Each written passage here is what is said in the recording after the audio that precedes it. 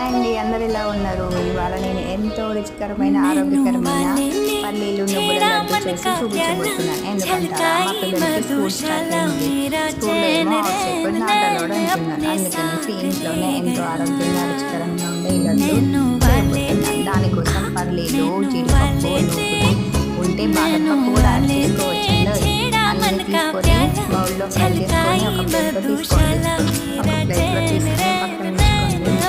తర్వాత అందులోకి బెల్లము, కొబ్బరి, ఇలాచి, అదేనండి యాలకులు అన్నీ తీసుకొని మెత్తగా దాన్ని తీసుకొని అన్ని మిక్సీలో వేసి ఒక్క చిక్కు తిప్పండి. తర్వాత దాన్ని ఇంకో బౌల్లో తీసేసుకొని అందులో కొంచెం నెయ్యి యాడ్ చేసుకొని మెత్తగా కలపండి. ఎంత మెత్తగా కలిపితే